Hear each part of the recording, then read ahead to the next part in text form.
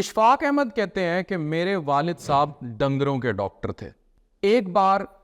پنڈ میں سرکس لگا اور سرکس والوں کا ہاتھی بیمار ہو گیا۔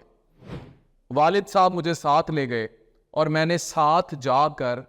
اس ہاتھی کے پاس کھڑے ہو کر والد صاحب کو دیکھنے لگا جو اس کا معائنہ کر رہے تھے۔ ہاتھی نے زور کی سونڈ ہلائی، پیر سٹ پٹائے تو میں چیخ کر دور چلا گیا۔ اس پر والد صاحب نے مجھے مسکرا کر قریب بلایا اور چھوٹا سا ایک کیل ٹھوکا ہوا اور ایک سنگلی دکھائی اور کہا کہ یہ ہاتھی تم پر کبھی حملہ آور نہیں ہوگا، یہ سنگلی سے بندھا ہے۔ کہتے ہیں میں چونک گیا اور میں نے والد صاحب کو کہا کہ والد صاحب یہ ایک چھوٹی سی کیل سے بندھا ہوا ہے، اتنی بڑی اس کی جسامت ہے، یہ ایک سیکنڈ نہیں لگائے گا اور یہ کیل اکھیڑ کے پھینک دے گا اور ہم پر حملہ آور ہو جائے گا۔ والد صاحب کہنے لگے جب اس کو جنگل سے پکڑ کر لائے تھے تو یہ بالکل چھوٹا سا تھا، تب اس کو اسی سنگلی سے اس کیل کے ساتھ باندھا گیا تھا، یہ کیل اس کے دماغ میں ٹھوکا گیا تھا، اس کی جسامت بڑھتی گئی مگر یہ اسی سنگلی کے کیل کے ساتھ یہیں ٹھکا رہ گیا۔ اب اس کی آنکھیں اس کو اس کی جسامت طاقت کا اندازہ نہیں دلاتی، یہ کیل اس کی غلامی کی نشانی ہے، یہ سنگل اس کے ذہن پر بندھا ہے، نہ اسے اپنی طاقت کا اندازہ ہے، نہ اس کو اس جوش کا اندازہ ہے جس جوش سے یہ کسی پر بھی حملہ آور ہو سکتا ہے، یہ سب اس سنگل سے بندھا ہے۔ بابا جی کہتے ہیں کہ مجھے میرے بابا جی ڈنگر ڈاکٹر ہوتے ہوئے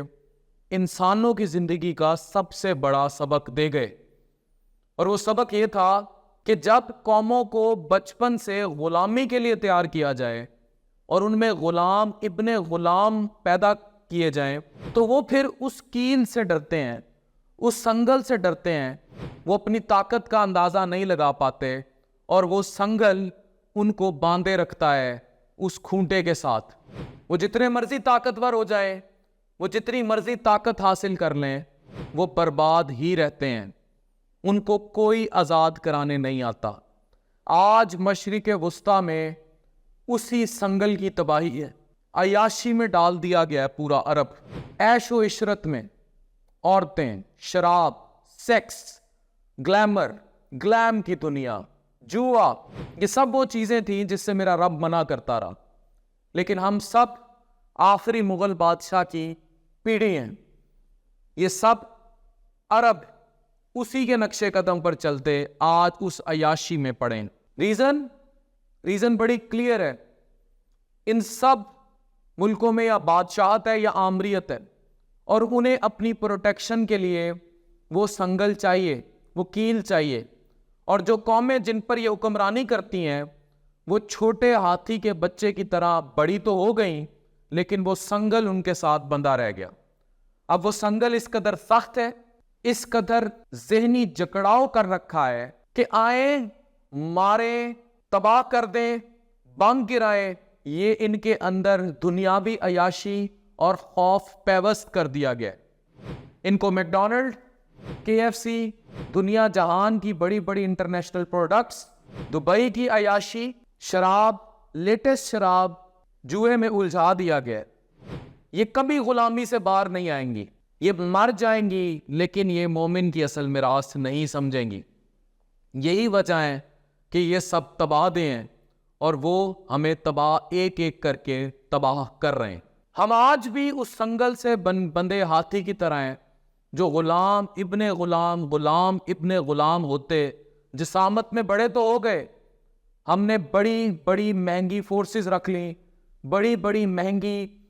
سب نے جتنے بھی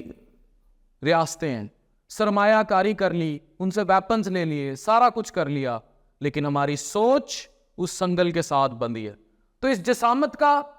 اس ہاتھی کی طاقت کا کوئی فائدہ نہیں ہے جب تک ہم غلام ہیں، ہم سنگلی اور کیل کے ساتھ بندھے ہیں۔ ہم جتنا مرضی قدآور طاقتور ہاتھی نظر آئیں،